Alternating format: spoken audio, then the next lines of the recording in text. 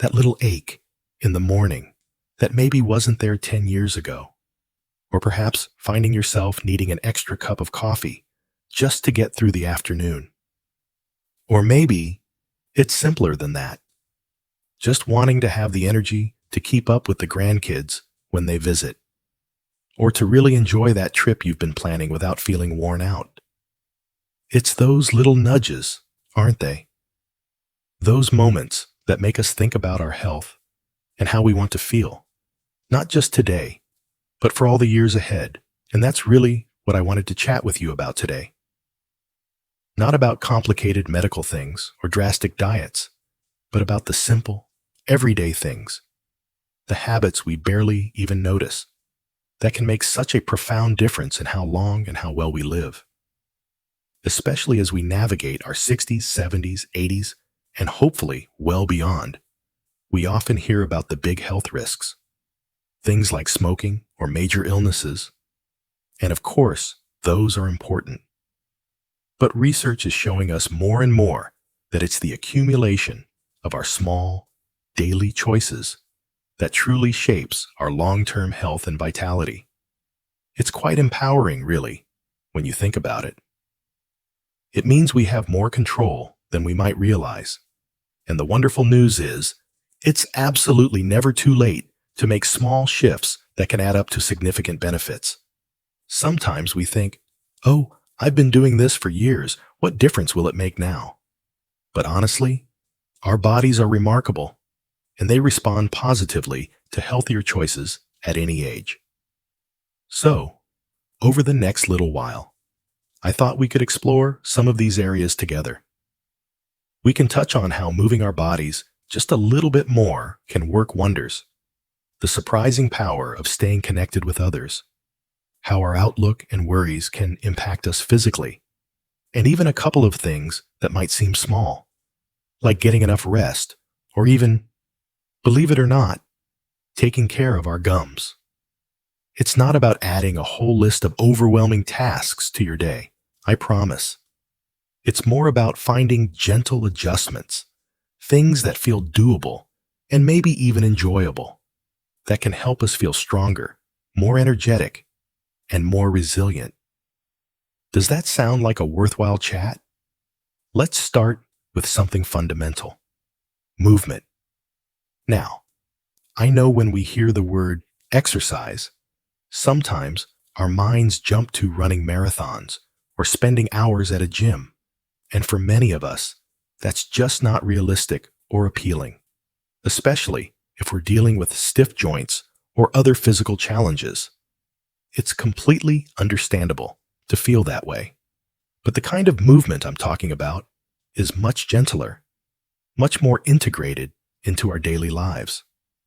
Research is quite clear that sitting for very long stretches isn't great for our circulation, our muscles, or even our metabolism. Think about those times you get engrossed in a good book or a movie, or maybe you're working on a craft project, and suddenly you realize you haven't moved for hours. When you do stand up, everything feels a bit creaky, doesn't it? A dear friend of mine, Martha, used to love watching her afternoon soaps back to back. She'd settle in around 1 p.m. and barely move until 4 p.m. She started complaining about terrible backaches and feeling so sluggish afterwards. Her doctor didn't suggest anything drastic, just one simple thing: get up and walk around the living room during every single commercial break. Just a minute or two of moving. At first, she thought it was silly, hardly worth the effort. But she tried it. Within a couple of weeks, she was amazed. Her back felt significantly better, and she didn't have that heavy, drained feeling in the late afternoon. It wasn't about intense exercise, it was just about breaking up that long period of sitting. So, how can we incorporate more of this gentle movement? It could be as simple as Martha's approach. Using TV commercials, or maybe the end of a chapter in your book as a cue to stand up, stretch, walk to the kitchen for a glass of water, or even just march in place for a minute. If you talk on the phone, maybe pace around the room instead of sitting. When you go to the shops, perhaps park a little further from the entrance if you feel up to it. Gardening, gentle stretching routines, even simple household chores like vacuuming or dusting, it all counts. And if mobility is a real challenge, there are wonderful chair exercises you can do. Leg lifts, arm raises, gentle twists that still get your blood flowing and work your muscles without putting strain on your joints. The key isn't intensity, it's consistency. Just finding small ways to interrupt those long sedentary periods can make a surprising difference in how you feel day to day and contribute positively to your long-term health. It's about weaving movement into your life, not adding another chore to it. Now, closely related to feeling energetic during the day is what happens at night. Let's talk a bit about sleep. Oh, sleep. It can be such a tricky thing as we get older, can't it? Maybe you find it harder to fall asleep, or you wake up in the middle of the night and your mind starts racing, or you just don't feel rested even after what seems like a full night. You are certainly not alone if you've experienced this. Changes in sleep patterns are very common, but just like movement, getting the right amount and quality of sleep is incredibly important for our overall well-being. It affects everything from our mood and memory to our immune system, and even our risk for certain health conditions. Interestingly, studies suggest there's a sweet spot for sleep duration, typically around 7 to 8 hours for most adults. Consistently getting much less than that, say under 5 or 6 hours, or even regularly sleeping much more, like over 9 hours, seems to be linked with less favorable health outcomes over time. Finding that balance that leaves you feeling refreshed is key. I remember chatting with George from my book club. He was always complaining about feeling foggy and irritable. He'd stay up late watching the news, often feeling anxious afterwards, then struggle to sleep, and finally sleep in late on weekends trying to catch up, which just threw his whole rhythm off. He felt trapped in this cycle. We talked about creating a simple winding down routine. Instead of the late night news, he decided to try reading a chapter of a relaxing book for 30 minutes before bed. He also started making his bedroom darker and tried to stick to a similar bedtime and wake-up time, even on weekends, just to help regulate his body's natural clock. It wasn't an overnight miracle, but gradually, he noticed he was falling asleep a bit easier and waking up feeling genuinely more rested. He said the biggest surprise was how much clearer his head felt during the day. It wasn't about forcing sleep, but creating the right conditions for it.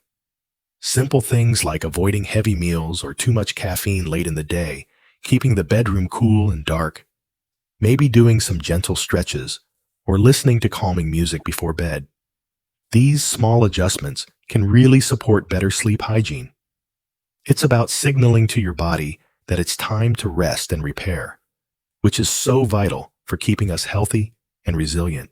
And just as giving our bodies that chance to rest and repair overnight is crucial, so too is nurturing our connections with others during the day. It might seem surprising to think of socializing as a health habit, right alongside sleep and movement, but the research is incredibly strong on this. Feeling connected, having people we care about and who care about us, is fundamental to our well-being, both emotionally and physically. Loneliness, that feeling of being isolated, even if you're sometimes around people, can actually impact our immune system, making us more vulnerable to getting sick. And studies have linked chronic loneliness to a shorter lifespan. It's a powerful reminder that we are truly social creatures. Many people find that as life changes, perhaps retirement happens, children are grown and busy with their own families, maybe we lose a spouse, or dear friends move away. Our social circles can shrink, and it sometimes takes a bit more conscious effort to maintain those connections or build new ones. It's completely understandable to feel a bit adrift sometimes. or maybe even hesitant to put yourself out there. I was talking with Eleanor, whose husband passed away a few years ago. She's naturally a bit shy, and she found her world becoming very quiet. She felt lonely, but also found the idea of joining big groups overwhelming. She started small.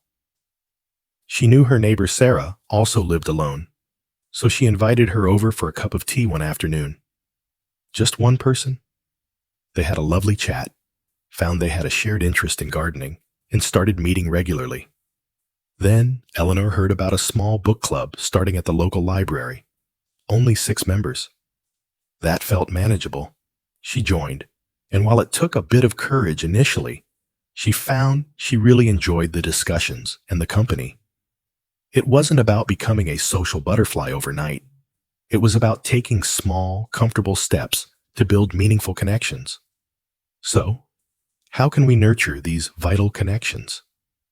It could be making a point to call a friend or family member regularly, just for a chat.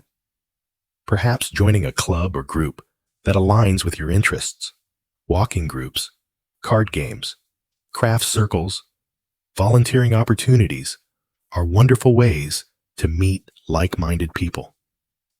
Even simple interactions, like chatting with the person at the checkout counter or saying hello to neighbors, contribute to that feeling of community. And don't underestimate technology. Learning to do simple video calls can be a fantastic way to see grandchildren or connect with loved ones who live far away.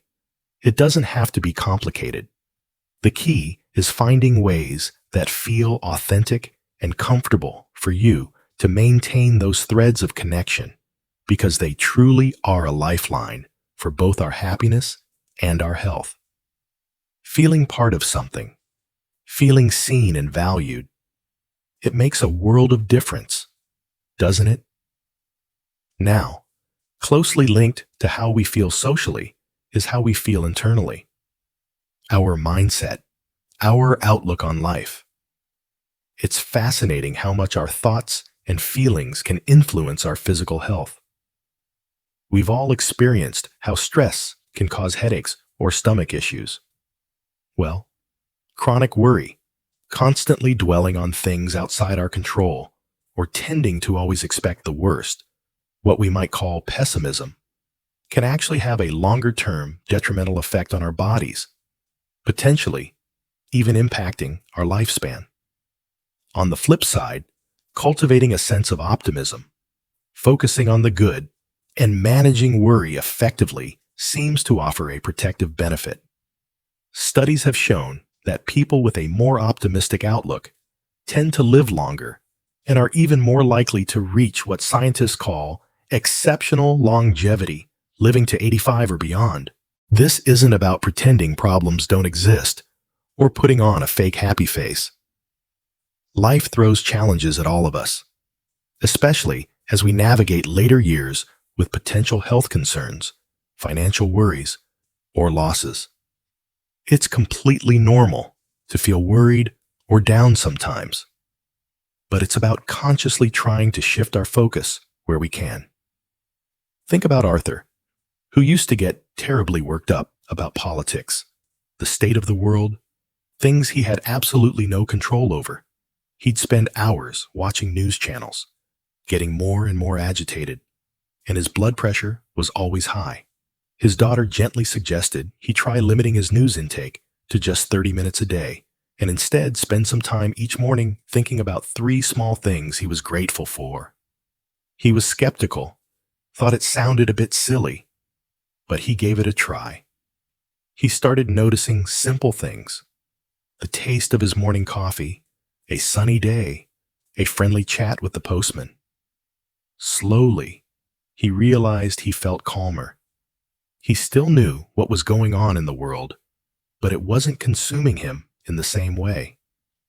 He started focusing more on his garden, something he could control and which brought him joy. He found that shifting his mental energy towards gratitude and positive action, even in small ways, made him feel less stressed and genuinely happier. So, how can we cultivate a bit more of this beneficial outlook?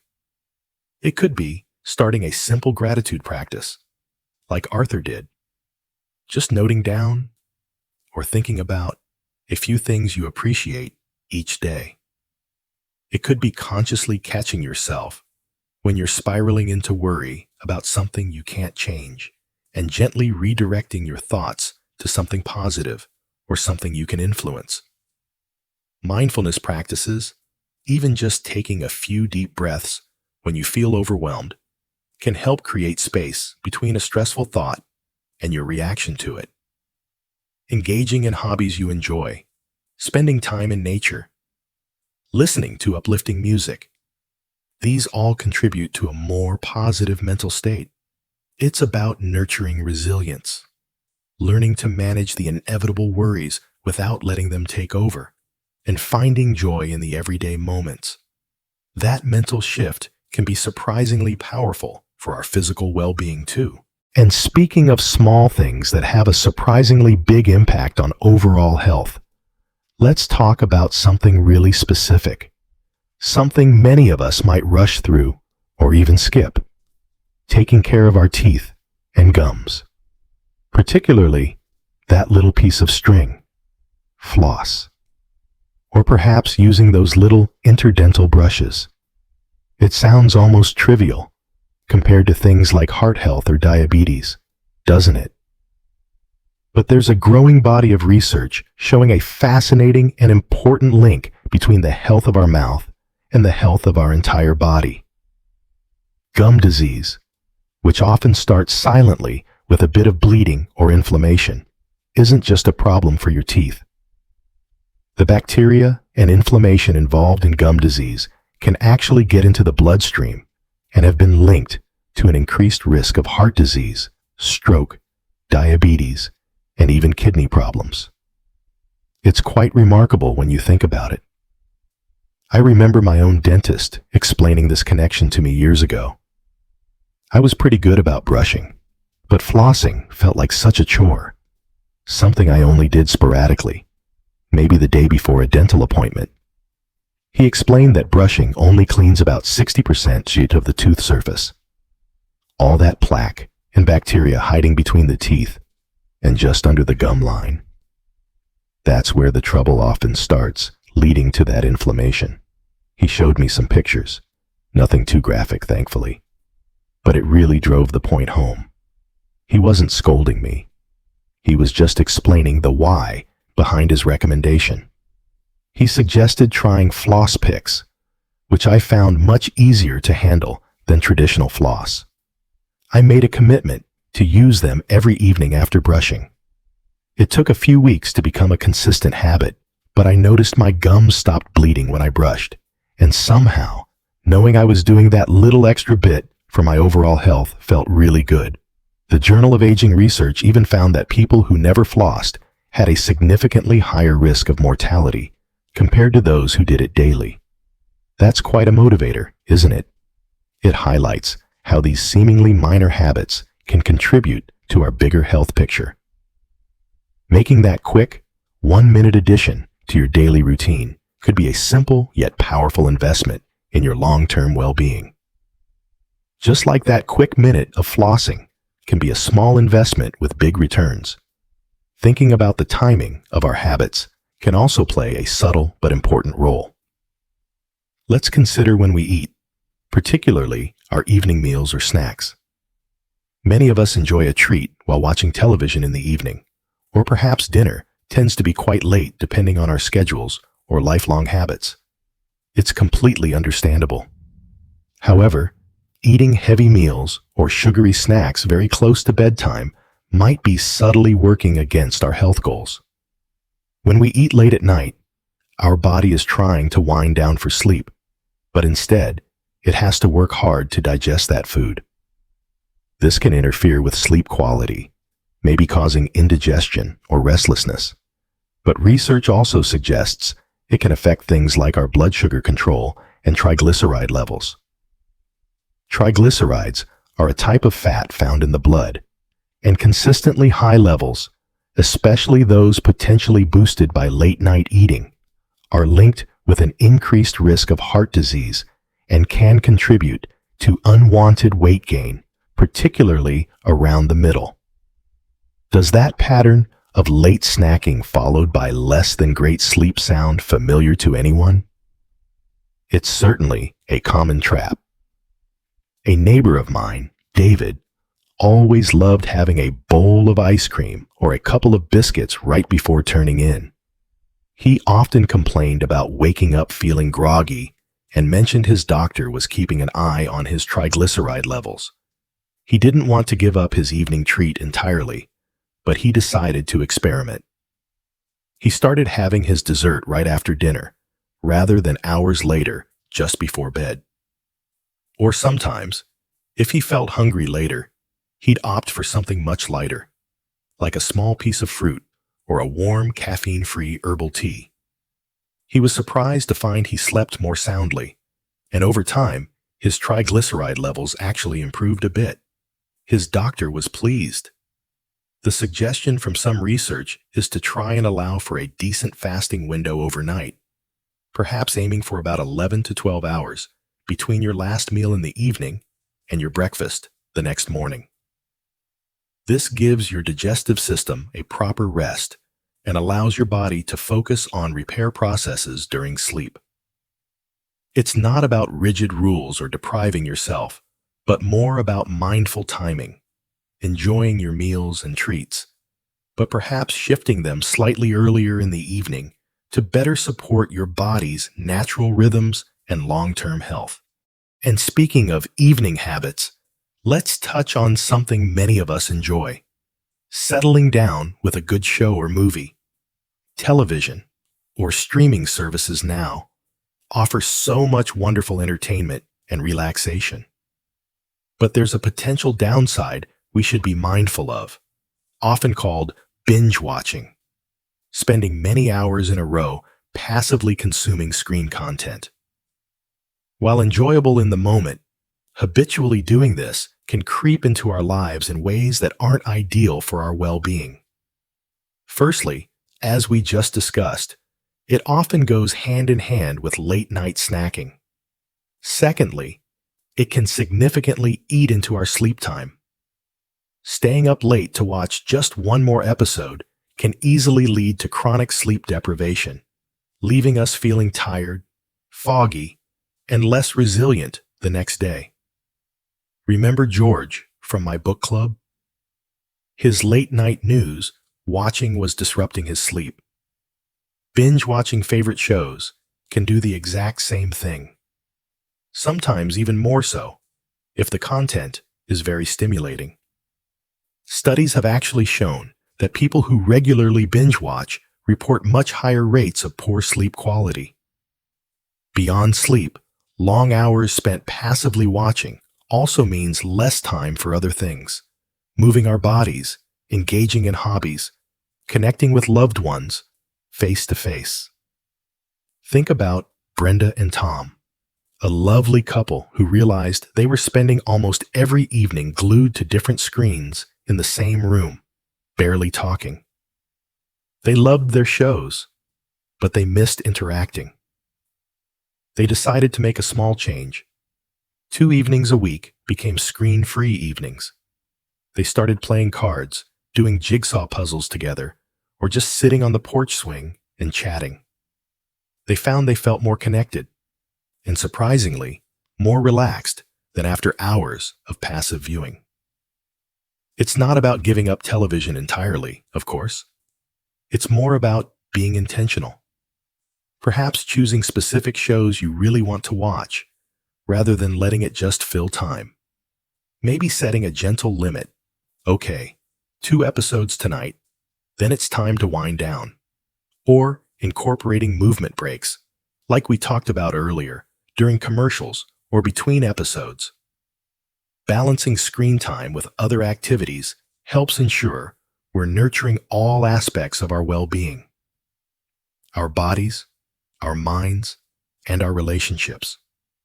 You see, none of these things we've chatted about, moving a bit more, prioritizing sleep, staying connected, cultivating a positive outlook, looking after our oral health, timing our meals mindfully, balancing our screen time. None of them are huge, earth-shattering changes in isolation. They are small, often simple adjustments to our daily routines. But the real magic happens when these habits start working together. Research calls this a synergistic effect, meaning the combined benefit is even greater than just adding up the individual parts. When you sleep better, you have more energy to move and connect with others. When you feel more connected and positive, you might handle stress better, which also helps your sleep and heart health. When you move more, it can improve your mood and sleep quality. It all weaves together. It's truly not about achieving perfection overnight. Please don't feel like you suddenly need to overhaul your entire life. That can feel overwhelming and unsustainable. It's about progress, not perfection. Maybe pick just one small thing that resonated with you today. Perhaps it's aiming to get up and stretch during TV breaks, or making that phone call to a friend you haven't spoken to in a while, or trying that simple gratitude practice in the morning. Start small, be consistent, and be patient with yourself. Celebrate the small victories. Every little positive step you take is a valuable investment in your own health, vitality, and longevity. You have so much power through these daily choices to influence how you feel and how you experience these wonderful later years. It's about adding life to your years, as well as years to your life. I'd love to hear what works for you. What are some small habits or routines that help you feel your best each day? Please feel free to share your own experiences or tips in the comments below. Reading what others do can be so inspiring and helpful for everyone here. Let's create a supportive community where we can all learn from each other. And if you found our chat helpful today, perhaps give the video a like. It helps others find it too. If you'd enjoy more conversations like this, focused on living well and staying vibrant after 60, please consider subscribing to the channel. Thank you so much for spending this time with me. I hope you feel encouraged and empowered. Remember, small steps, consistently taken, can lead to truly wonderful results. Wishing you all the very best in health and happiness, and I look forward to chatting with you again soon. Take good care